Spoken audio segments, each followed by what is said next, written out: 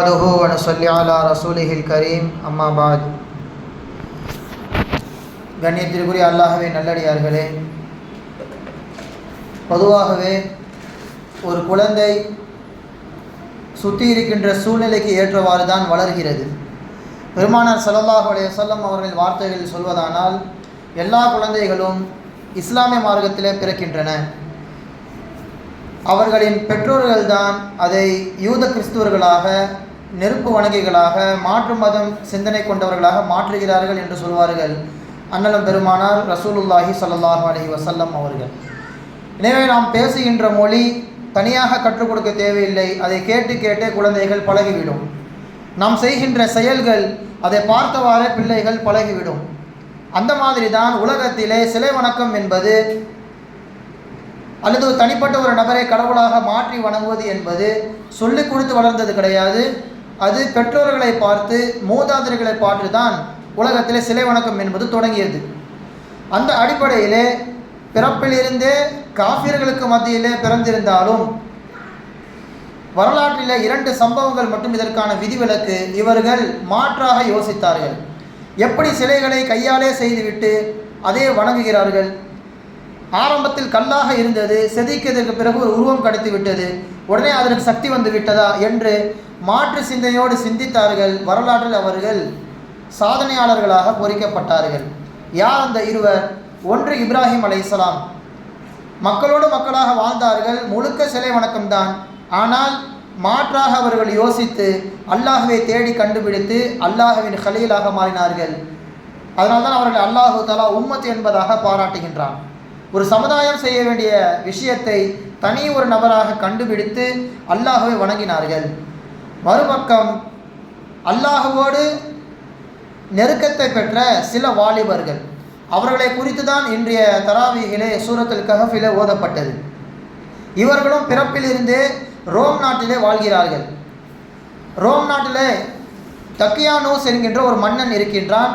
அந்த மன்னனுக்கு கீழே கட்டுப்பட்டு வாழக்கூடிய மக்கள் அந்த மன்னனின் பேச்சை கேட்டு சிலைகளை வணங்கக்கூடியவர்கள்.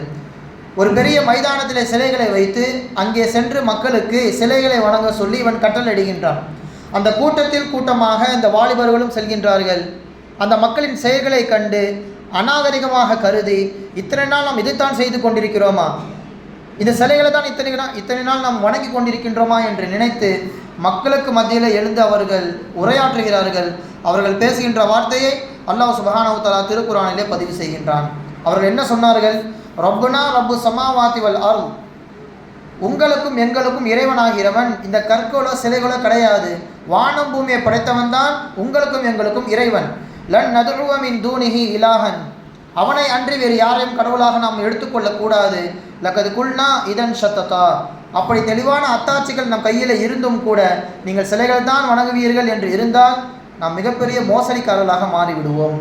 அல்லாஹ்வின் விஷயத்திலே உண்மை தெரிந்தும் மறைத்தவர்களாக நாம் மாறிவிடுவோம் என்று மக்களுக்கு மத்தியிலே வீர முழக்கம் இட்டார்கள். ஊரே இவர்களுக்கு எதிராக மாறுகிறது. எப்படியும் இந்த விஷயம் அரசனுக்கு செல்லும். இரவோடு இரவாக நம்மளை அழைத்து அரசன் என்ன வேணாலும் செய்து விடலாம் என்று ஒரு குறிப்பிட்ட வாலிபர்கள், குர்ஆனிலே அவர்கள் 5 நபர்கள் என்றும் 7 நபர்கள் என்றும் 8 நபர்கள் என்றும் அவர்களை வரையறுத்து காண்பிக்கின்றது. ஆக மொத்தம் ஒரு குறிப்பிட்ட ஒரு வாலிபர்கள். எனவே இவர்கள் என்ன செய்கிறார்கள்? நாம் இந்த ஊரிலே இருக்க வேண்டாம், நம்முடைய ஹக்கை சொல்லிவிட்டோம், மக்களுக்கு இது தவறு என்பதை புரிய வைத்து விட்டோம், நாம் நம்முடைய ஈமானை பாதுகாப்பதற்காக வேண்டி இங்கிருந்து இரவோடு இரவாக புறப்பட்டு விடுவோம் என்பதாக அவர்கள் நினைத்து இரவோடு இரவாக அவர்கள் புறப்படுகிறார்கள். புறப்படுகின்ற வேளையிலே ஒரு குகை தென்படுகிறது. அந்த குகையிலே நாம் இரவு கழித்துவிட்டு பகல் விடுந்ததற்கு பிறகு இந்த ரோம் நாட்டை விட்டு நாம் சென்று விடுவோம் என்பதாக நினைக்கிறார்கள். அல்லாஹு தஆலா தன்னை நம்பியவர்களுக்கு என்னவெல்லாம் செய்கின்றான். இயற்கை அவர்களுக்கு ஏற்றால் போல் மாற்றி அமைக்கின்றான். குர்ஆனிலே வருகிறது, ஒமை யத்தவக்கல் அலல்லாஹி ஃபஹுவ ஹஸ்புஹு, அல்லாஹ்வை நம்பி யாரேனும் களத்தில் இறங்கிவிட்டால் அவர்களுக்கு அல்லாஹ்வே போதும். அவர்கள் யாரை நம்பியும் இருக்க தேவையில்லை. அவர்களுக்கு ஏற்றால் போல் அல்லாஹு தஆலா உலகத்தை மாற்றுவான். இந்த வாலிபர்களுக்கும் அல்லாஹ் அதுதான் செய்தான். ஊரை விட்டே புறப்பட்டார்கள். எல்லா பொருட்களையும் விட்டு புறப்பட்டார்கள். ஈமான் மட்டுமே போதும் என்பதாக நினைத்து அல்லாஹ் என்ன செய்தான்? உள்ளே அவர்கள் சென்றவுடன் 309 வருடங்கள் இவர்களை அல்லாஹு தஆலா தூங்க வைக்கின்றான். 300 வருடங்கள் தூங்கினார்கள். பிறகு 9 வருடத்தை அல்லாஹ் தஆலா அதிகப்படுத்தி 309 வருடங்கள் தூங்குகிறார்கள். இந்த தூக்கத்திற்கு இடையில் அல்லாஹு தாலா இவர்களின் தூக்கம் பாதித்து விடக்கூடாது என்பதற்காக வேண்டி என்னென்ன மாற்றங்களை எல்லாம் செய்தான். முதலில் அல்லாஹு தாலா சூரியனிலே கை வைத்தான். சூரியன் பொதுவாக கிழக்கிலிருந்து உதித்து மேற்கிலே மறையும். குகைக்குள்ளே அந்த சூரிய ஒளி பட்டுவிடக்கூடாது என்பதற்காக வேண்டி இவர்கள் பகுதியிலே வருகின்ற அந்த சூரிய ஒளியை, அந்த சூரியனை சற்று நகர்த்தி வைத்து கிழக்கிலிருந்து உதிக்கும், ஆனால் வலதுபுறமாக உதிக்கும். குகைக்கு நேராக உதிக்காமல் வலதுபுறத்திலிருந்தே உதிக்கும் என்பதாக அல்லாஹு தஆலா குர்ஆனிலே தெளிவாக நமக்கு வரையறுத்து காண்பிக்கின்றான். குர்ஆனிலே வருகிறது, அல்லாஹ் சுப்ஹானஹு தஆலா அந்த சூரியனை கிழக்கிலிருந்து உதிக்கச் செய்து வலதுபுறமாக அதை மாற்றிவிட்டான். அதே போன்று அதை மறைகின்ற பொழுதும் இடதுபுறமாக அல்லாஹு தஆலா அதை மாற்றி விடுவான். காரணம், சூரிய ஒளி பட்டு அவர்கள் தூக்கம் கெட்டுவிடக்கூடாது என்பதற்காக வேண்டி. இது அவர்களுக்கு அல்லாஹு தஆலா செய்த முதல் ஒரு விஷயம். இரண்டாவது, அல்லாஹு தஆலா என்ன செய்தான்? பொதுவாகவே உறுப்புகள் அனைத்தும் தூங்கிவிட்டாலும் காது திறந்தவாறு இருக்கும். சத்தம் கேட்டவுடன் உடனே நாம் சினுங்கி எழுந்து விடுவோம். எனவே அல்லாஹு தஆலா காதுக்கு முத்திரையிட்டான். ஃபலரப்னா அலா ஆதானிஹிம் ஃபில் கஹ்ஃபி சினீன அததா. அவர்கள் காதிலே நாம் அடித்தோம், காது கேட்காதவாறு ஆக்கினோம். அல்லாஹு தஆலா 309 வருடங்கள் அவர்கள் தூங்குவதற்காக வேண்டி காதை அடைத்து விட்டான். எந்த ஒரு சத்தமும் கேட்காது. முழுக்க முழுக்க நிம்மதியான நித்திரையிலே அவர்கள் அந்த 309 வருடமும் கழித்தார்கள். இது இரண்டாவது அல்லாஹு தஆலா அவர்களுக்கு செய்த மிகப்பெரிய ஒரு உபகாரம். மூன்றாவது, ஒரு உடம்பு ஒரே இடத்துல இருந்து விட்டால் மண் அரிக்க ஆரம்பித்து விடும். மண் அவர்களை கொஞ்சம் கொஞ்சமாக உள்ள இழுக்க ஆரம்பித்து விடும். எனவே இவர்கள் மௌத்தானவர்கள் கிடையாது, தூங்கி கொண்டு தான் இருக்கிறார்கள். இவர்களை புரட்டி கொண்டே இருக்க வேண்டும் என்பதற்காக வேண்டி அல்லாஹ் சுப்ஹானஹு தஆலா வலதுபுறமாகவும் இடதுபுறமாகவும் வருடத்திற்கு ஒரு முறை, 6 மாதத்திற்கு ஒரு முறை என்பதாக அல்லாஹு தஆலா இவர்களை திருப்பிக் கொண்டே இருக்கிறான் என்பதாக குர்ஆனிலே வருகிறது. அல்லாஹ் சுப்ஹானஹு தஆலா அவர்களை என்ன செய்கிறான்? வலதுபுறமாகவும் இடதுபுறமும் அல்லாஹு தஆலா அவர்களை திருப்பிக் கொண்டே இருக்கின்றான். இது அவர்களுக்கு அல்லாஹு தஆலா செய்த மூன்றாவது உபகாரம்.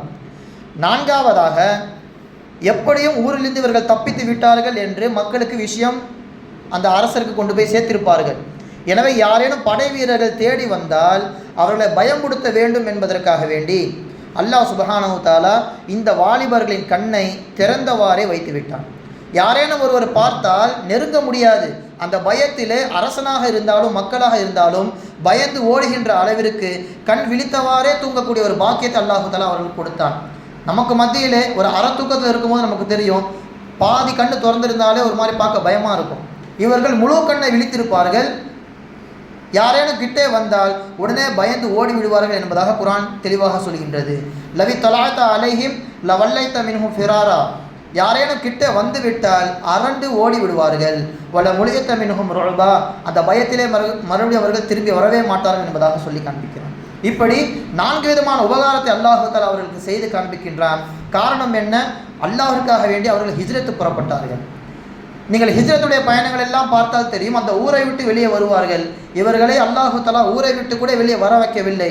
ஊருக்குள்ளே இவ்வளவு உபகாரங்களை செய்துவிட்டு 309 வருடங்களை அல்லாஹு தஆலா கடக்க செய்கிறான்.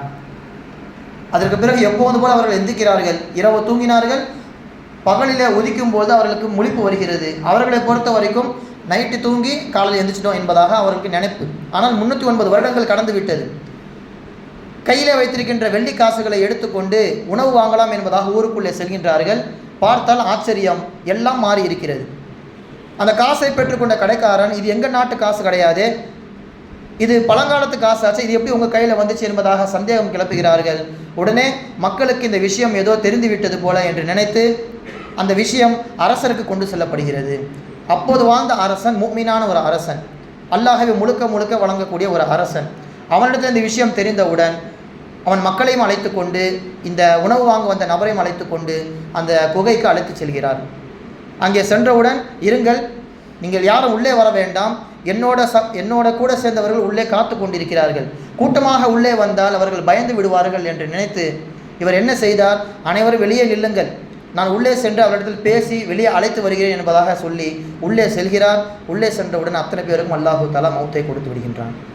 இந்த சம்பவத்திலிருந்து நாம் தெரிய வேண்டிய நிறைய விஷயங்கள் இருக்கிறது. முதலாவதாக, அல்லாஹ்வை நம்பிக்கை வைத்தால் அல்லாஹ் இயற்கையே மாற்றி அமைப்பான். இது முதலாவது. இரண்டாவதாக, அல்லாஹ் சுப்ஹானஹு தஆலாவின் மீது நம்பிக்கை வைத்தால் அல்லாஹ் சுப்ஹானஹு தஆலா வருடங்களை அல்லாஹு தஆலா நிறுத்திவிட்டு உங்களுக்கு பாதுகாப்பு தருவான். இது இரண்டாவது விஷயம். மூன்றாவது இங்கே கவனிக்க வேண்டியது, இது ஒரு சாதாரணமான ஈமான் சம்பந்தப்பட்ட ஒரு விஷயம். இங்கே இடையில் அல்லாஹு தஆலா ஒரு ஜீவராசியை கொண்டு வருகின்றான். ஒரு நாயை பொறுத்த வரைக்கும் மார்க்கத்திலே கடுமையான அசுத்தம் என்பதாக சொல்லி காண்பிக்கிறது. குர்ஆனிலும் கூட அல்லாஹு தஆலா சதக்கா செய்து யார் சொல்லி காண்பிக்கிறாரோ அவருக்கு நாயோடு அல்லாஹு தஆலா ஒப்பிட்டு கேவலப்படுத்துகின்றான். நாய் என்ன செய்யுமாம்? வாந்தி எடுத்ததை மீண்டும் தின்னும். அதுதான் சதக்காவை செய்துவிட்டு சொல்லி காட்டுபவனுக்கு உதாரணம் என்பதாக குர்ஆன் சொல்கின்றது. இப்படி அருவருக்கத்தக்க விஷயத்திற்கு நாயை பயன்படுத்திவிட்டு அல்லாஹ் சுப்ஹானஹு தஆலா இந்த நல்லவர்களோடு நாயை சேர்த்து சொல்கின்றான். காரணம் என்ன? இந்த வாலிபர்கள் எல்லாம் ஊரை விட்டு புறப்படுகின்ற பொழுது அந்த வழியாக இருக்கின்ற நாய் இந்த கூட்டத்தை பார்த்து, இந்த வாலிபர்களை பார்த்து அப்படியே பின்னாடி வருகிறது. அவர்கள் பார்த்து குறைக்கவும் இல்லை, எதுவும் செய்யவில்லை. இவர்கள் போவதை பார்த்து பின்னாலே வருகிறது. இவர்கள் கோயிலுக்குள்ளே சென்று தூங்கும் பொழுது இது வெளியே கால் விரித்தவாறு படுத்து விடுகிறது. இமாம் பெருமக்கள் இங்கே தான் விளக்கம் எழுதுகிறார்கள். நீங்கள் எவ்வளவு கெட்டவர்களாக இருந்தாலும், எவ்வளவு மோசக்காரர்களாக இருந்தாலும், நல்லவர்களோடு நீங்கள் தொடர்பை ஏற்படுத்தி கொண்டால் அல்லாஹ் உங்களை நல்லவர்களாக மாற்றுவான் அல்லது நல்லவர்கள் பட்டியலில் உங்களை சேர்ப்பான் என்பதாக இமாம் பெருமக்கள் சொல்லி காண்பிக்கிறார்கள். அந்த நாய்க்கான சிறப்பு அவ்வளவுதான். அது நல்லவர்களோடு இருந்தது. அதனை தவிர்த்து அதன் மூலமாக எந்த ஒரு பிரயோஜனமும் இந்த வரலாற்றில் இல்லை. அல்லாஹ் சுப்ஹானஹு தஆலா அதுதான் குர்ஆனில் சொல்கின்றான். யா அய்யுஹல்லதீன ஆமனுத்தகுல்லாஹ், அல்லாஹ்வை நீங்கள் அஞ்சுங்கள் ஈமான் கொண்டவர்களே, வகூனு மஅஸ் ஸாதிகீன், உண்மையாளர்களோடு உங்களை நீங்கள் ஆக்கிக் கொள்ளுங்கள். அந்த நாய் அது போன்றுதான் ஆக்கி கொண்டது, வரலாற்றில் இடம் பெற்றுவிட்டது. எனவே கண்ணியத்திற்குரியவர்களே, அல்லாஹ் சுப்ஹானஹு தஆலா அந்த வாலிபர்களை போன்று அசைக்க முடியாத ஈமானை நமக்கு தருவானாக. அந்த வாலிபர்கள் அல்லாஹு தஆலா காப்பாற்றியதை போன்று கடைசி வரைக்கும் ஈமானோடு வாழ்ந்து ஈமானோடு மரணிக்கக்கூடிய தௌஃபீக்கினை வழங்கிடுவானாக. வ ஆகிரு தஅவானா அல்ஹம்துலில்லாஹி ரப்பில் ஆலமீன். அஸ்ஸலாமு அலைக்கும் வரஹ்மத்துல்லாஹி வபரகாத்துஹு.